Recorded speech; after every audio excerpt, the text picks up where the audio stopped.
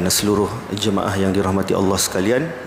Alhamdulillah, dengan izin Allah Subhanahu wa taala dapat sekali lagi kita bersama-sama dalam sesi perkongsian ilmu sebelum solat Jumaat.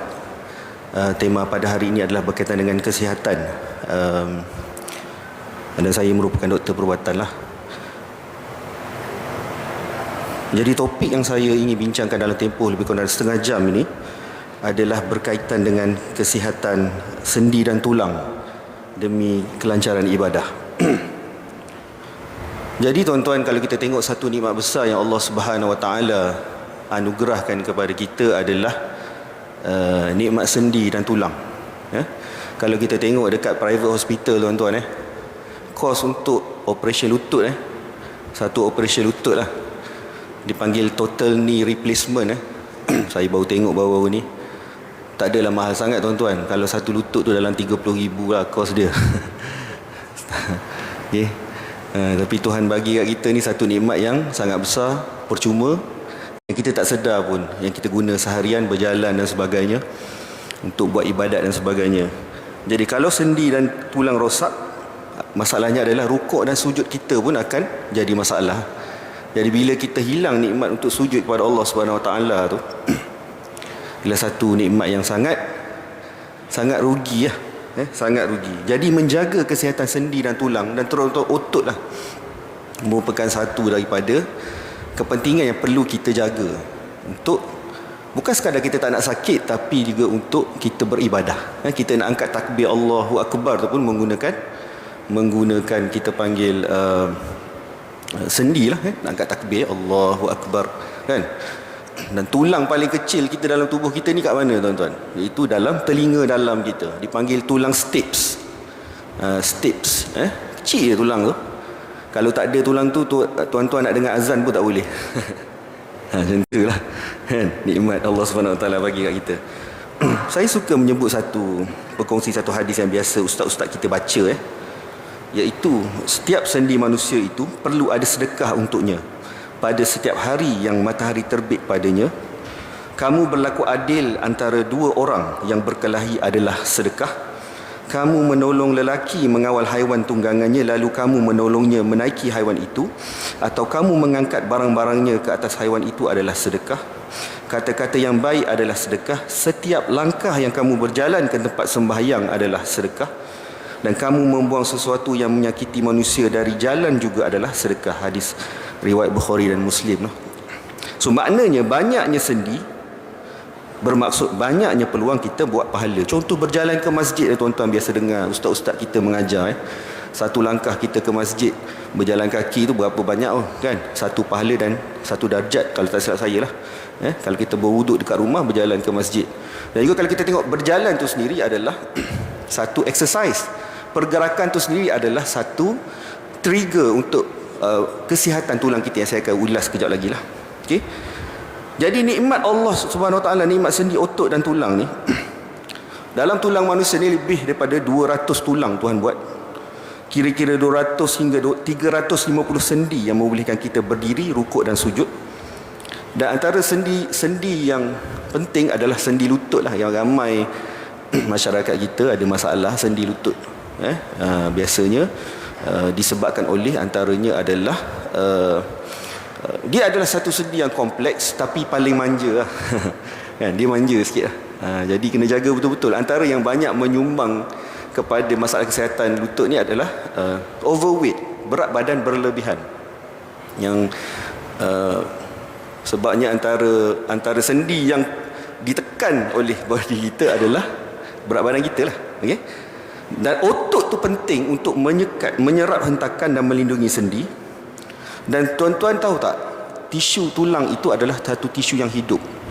Okay? Tisu yang hidup. Dalam tulang kita ni, kita analogikan seperti ada dua tukang. Dia ada dua tukang dalam kita punya sendi, dalam kita punya tulang. Dia satu tulang hidup. Bukan Tuhan buat tulang tu dia memang macam tu statik je, tak. Dia ada dua pekerja yang sangat penting.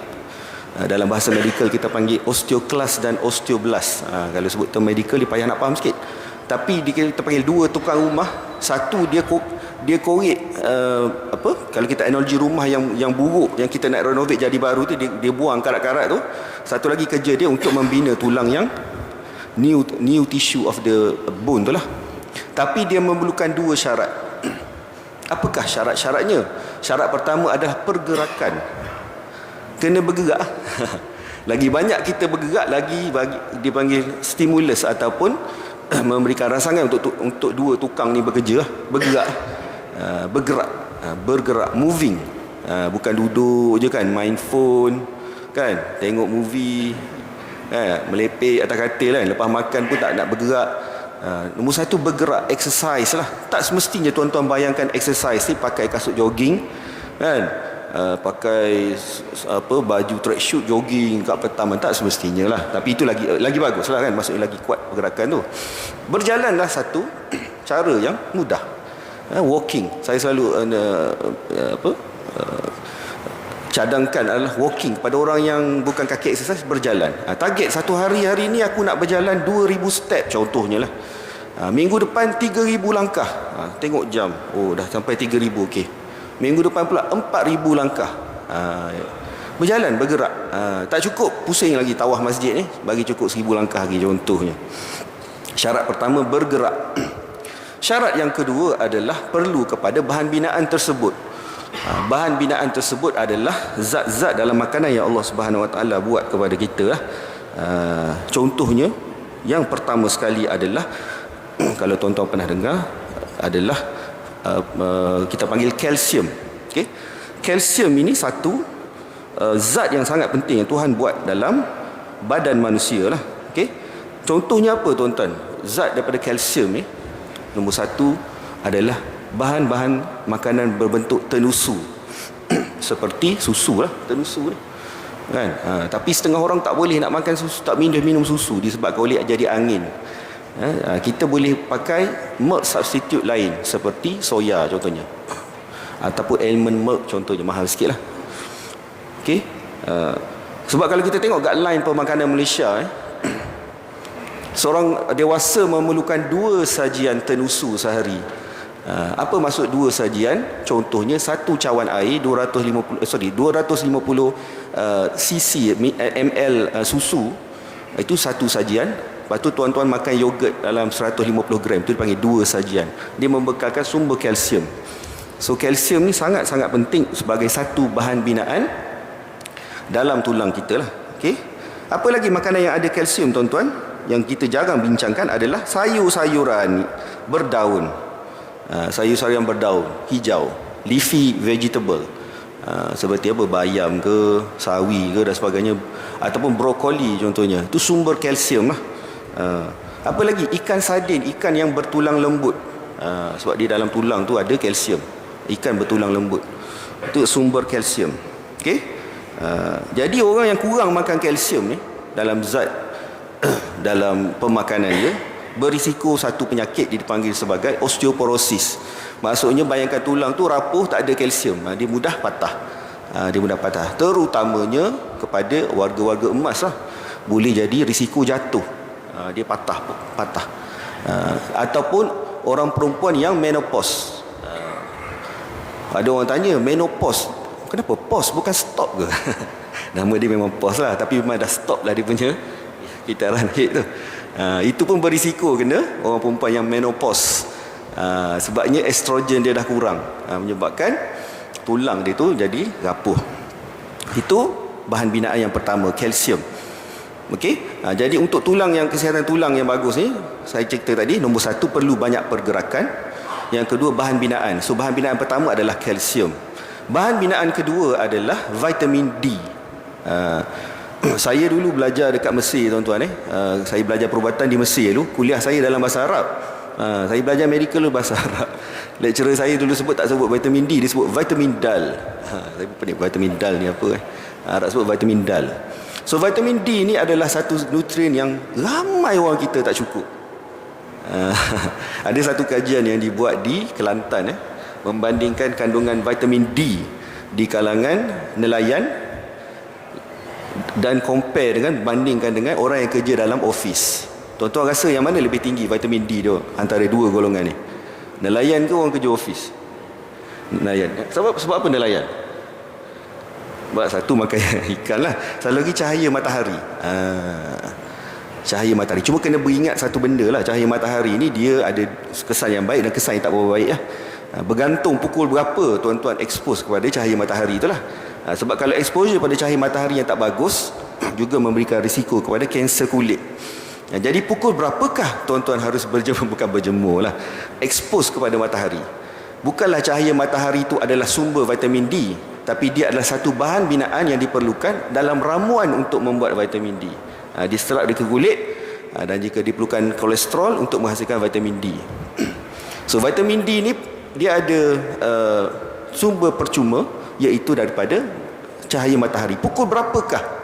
Saya selalu duk terfikir dululah.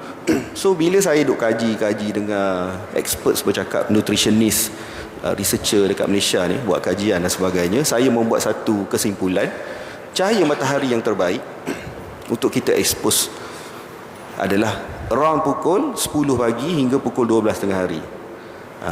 Kalau ada satu penyelidik di USM dulu pernah bagi satu talk, dia kata the best adalah ketika matahari tegak dan tanpa ada bayang-bayang, iaitu ketika waktu zuhur, tapi panas lah betul tu. Expose berapa lama? 1 jam, 2 jam, lebih kurang dalam 5 hingga 30 minit satu session. Buatlah 2-3 kali seminggu contohnya. Berjalanlah tuan-tuan expose. Yang tuan-tuan ada peluang untuk expose cahaya matahari pukul 10, 10.30, dalam 5-10 minit berjalan kan, sambil berjalan dan sebagainya, dapat cahaya matahari, sumber vitamin D free, percuma saja diberikan oleh Allah SWT. Tapi kalau ada duit lebih sikit, belilah makanan yang ada vitamin D. Contohnya apa lagi makanan yang ada vitamin D ni tuan-tuan? Seperti kuning telur, egg yolk. Tapi egg yolk ni ada pula perbahasan ulama' lah pula ya, sebab kandungan kolesterol dan sebagainya lah. Berapa banyak kita nak makan telur tu kan. So kena variety kan lah. Variety kan. Okay? Variety atau pelbagai kan lah sumber. Apa lagi yang ada sumber vitamin D ni tuan-tuan? Adalah mushroom, cendawan lah. Sebab tu ada seorang expert bagi tahu, eat as mushroom as possible. Maksudnya makanlah banyak cendawan. Cendawan ni kenapa? Cendawan liar terutamanya kerana dia expose pada matahari. Ada vitamin D yang sangat bagus lah. Vitamin D. Apa kegunaan vitamin D ni untuk tulang tuan-tuan? Iaitu dia akan masukkan, kita makan kalsium tadi tu, dia akan absorbkan, masuk ke dalam sistem darah. Okey. Bila masuk dalam sistem darah kita, satu lagi vitamin lain yang Tuhan buat, satu makhluk Allah lain, nama dia vitamin K2, akan bawa masuk ke dalam tulang. So vitamin K2 ni biasa Tuhan buat daripada usus kita, bakteria baik dalam usus kita, dia akan buat vitamin K2. Ataupun tuan-tuan boleh makan makanan yang daripada fermented food, ataupun kita panggil makanan yang fermented ni maksudnya makanan yang fermented bahasa Melayu contoh seperti tempe lah tuan-tuan, fermented, saya tahu bahasa Melayu peram, makanan peram, fermented food, makanan K2.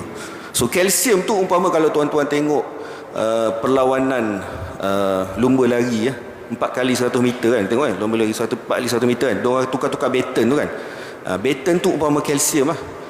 Jadi pelari pertama adalah vitamin K, akan pas baton tu pergi kepada vitamin K2, K2 akan terus bawa pergi ke, masuk ke dalam tulang. Itulah cantiknya ciptaan Allah SWT.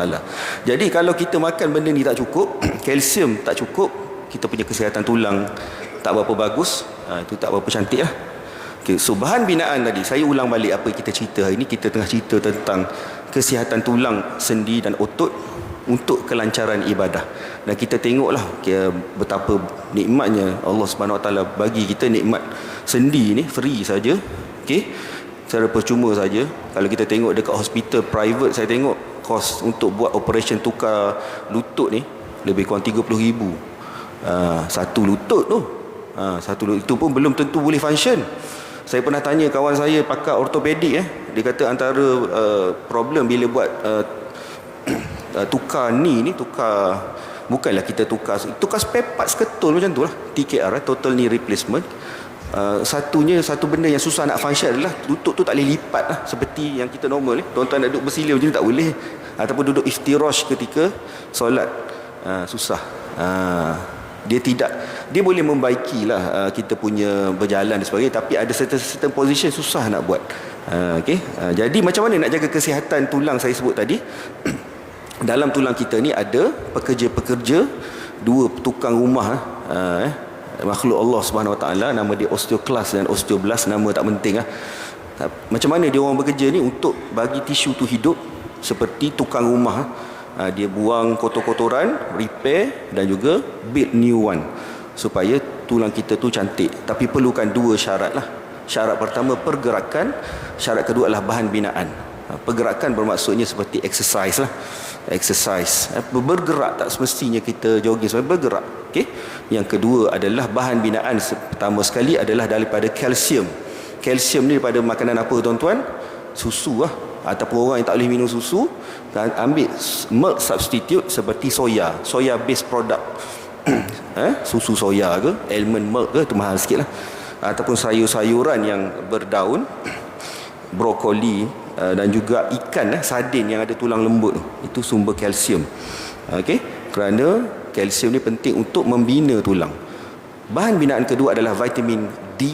Okey, vitamin D iaitu sumber yang punca utama ataupun sumber free yang Tuhan bagi kita adalah sinar matahari.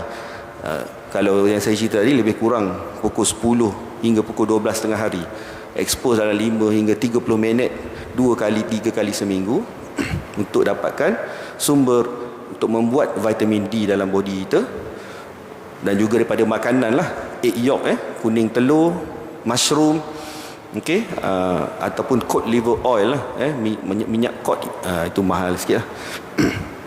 Itu vitamin D. Yang ketiga adalah protein. Protein ni pun sangat penting. Protein ni lebih kepada otot lah tuan-tuan. Dia batu bata membina otot. Sebab umur kita start umur 30-40 ni, kita punya otot kita akan berkurang, lebih kurang 3% setahun. Jadi sebab itu bila kita tengok lagi kuat otot kita, ada satu expertise lah dekat luar negeri, dia panggil muscle is a organ of longevity. Maksudnya lagi besar kita punya otot tu, lagi lama kita boleh hidup. Lebih kurang macam tu lah. Sebab apa? Sebabnya otot ni dia adalah satu organ, dia boleh pegang tulang tu. Antara function dia lah pegang tulang. Dan antara bahan binaan dia adalah protein lah. So jadi kalau kita tak banyak makan protein, protein ni daripada apa tuan-tuan? Dia ada dua sumber protein lah dalam kita punya makanan kita ni. Yang pertama sekali adalah daripada sumber haiwan lah. Al-An'am lah. Kalau kita baca Quran surah Al-An'am, binatang ternak, itu sumber protein lah tu, kan? Ayam, lembu, daging lah, basically daging, ayam, ikan. Al-An'am ni tak termasuk ikan lah. Apa lagi? Ikan, lembu, daging lah basically. Ayam, itu ada sumber protein yang sangat lengkap lah. Yang kedua adalah sumber tumbuh-tumbuhan. Sumber tumbuh-tumbuhan seperti kacang lah. Kacang dal, tuan-tuan pergi makan roti canai, kacang dal tu kan, itu protein bagus. Dan the best antara calon pula protein lah untuk tumbuh-tumbuhan ni adalah, kalau tuan-tuan biasa pergi kedai Arab kan, dia ada hummus tu. Tuan-tuan pernah makan hummus tu? Hummus dengan roti pita tu, itu adalah sumber protein tumbuh-tumbuhan yang lengkap lah. Itu antara satu makanan yang sangat berzat tuan-tuan. Satu, dia protein yang lengkap. Satu, dia boleh cut kita punya craving makan. Dan yang ketiga, dia boleh mengurangkan sugar shoot up. Maksudnya sugar mencanak lepas kita makan. Jadi kalau tuan-tuan nak pergi kedai Arab, jangan pergi dengan perut kosong, makan hummus dulu, supaya kita tak melantak banyak sangat lah lepas tu. Hummus. Apa lagi makanan daripada sumber tumbuh-tumbuhan yang lain? Ialah kacang, ataupun kita panggil kacang hijau tu kan, sumber-sumber protein yang bagus, tapi tidak selengkap seperti tumbuh-tumbuhan lah. Okey. Jadi pentingnya protein ini. Jadi bila kita tak ambil protein yang cukup, jadi orang yang meningkat umur ni, senior citizen, lagilah perlukan protein. Sebab apa? Bila kurangnya otot, kita akan start sakit-sakit belakang lah. Duduk sekejap sakit belakang, jalan sikit lenguh, otot tak kuat. So bila otot tak kuat, dia susahlah nak berjalan dan ada risiko jatuh. Okey, risiko jatuh. Okey. Jadi itu sumber untuk kita panggil nutrien untuk kita punya otot, tulang dan juga kita punya sendi yang baguslah. Okey, yang seterusnya, satu lagi lupa saya nak sebut tadi adalah tempe. Tempe pun satu protein yang murah dan cantik lah. Protein, sumber protein pada tumbuh-tumbuhan, tempe. dan juga tofu. Tofu pun satu sumber yang protein yang murah, tetapi berkhasiat. Sumber protein. Okey. Jadi apa lagi yang biasa kesilapan yang orang buat kalau kita tengok bila kita tengok bercerita tentang kesihatan otot, tulang dan sendi ni, yang pertama sekali yang kita sebut tadi, disebabkan oleh berat badan berlebihan. Berat badan yang berlebihan ni tuan-tuan boleh menyebabkan tekanan kepada lutut lah. Okey, lutut kita, orang yang overweight ataupun obesity, dia memberikan tekanan pada lutut untuk long term. Ditambah pula kita overuse pula. Contohnya atlet yang suka main badminton, suka-suka yang lompat-lompat ni kan. Lepas tu tidak recovery, maksudnya tak dapat rehat yang cukup.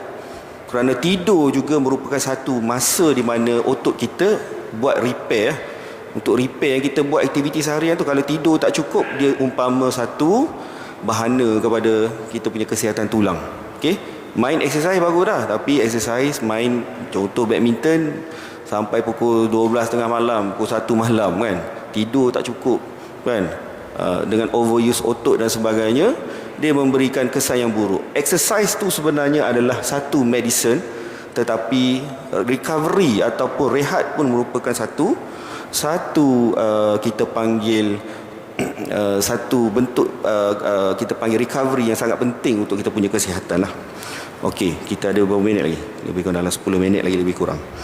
Okey, kita recap balik apa yang kita cerita tadi. Mungkin tuan-tuan baru sampai. Kita sedang cerita tentang kesihatan tulang, sendi dan otot untuk kelancaran ibadah.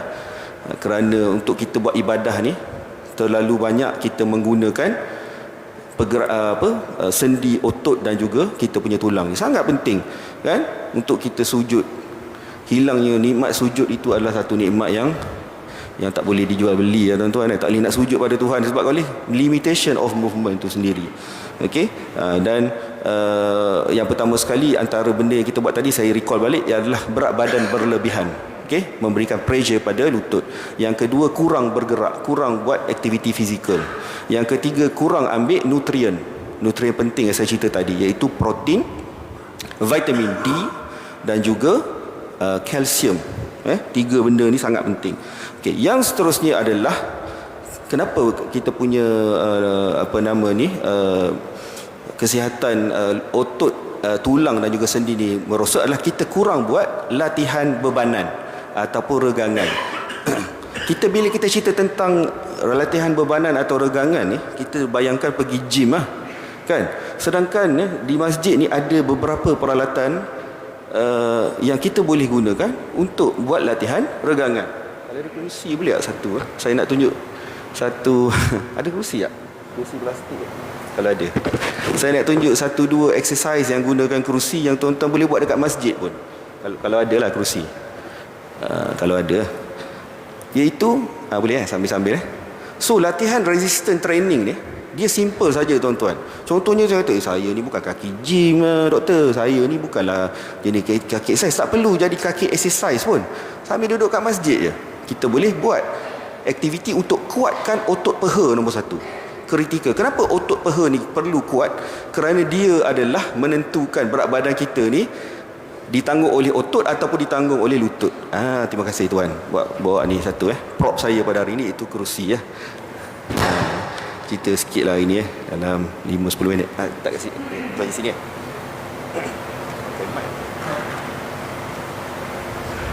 Okey, exercise ni kita panggil sebagai berdiri dan duduk. Stand, sit and stand exercise. Simple saja, diri dan duduk. Kita nak kuatkan otot apa dia? Pegang macam ni. Macam ni. Pegang macam ni atau macam ni. Duduk. Bila? Kita lepas solat subuh kan? Buat solat subuh kan? Bila kita bangun tu, kita bukan pressure kat lutut, kita pressure dekat otot perut. Boleh buat kat masjid tak? Boleh sangat. Kita kena pergi gym.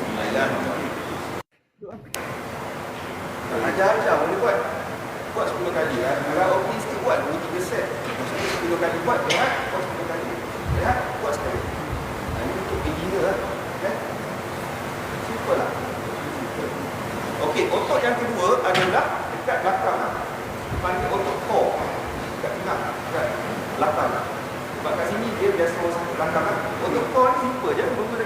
yang sama juga, dia kursi. Kita buat macam kawat lah. So kawat, angkat kaki sampai mendekati dada.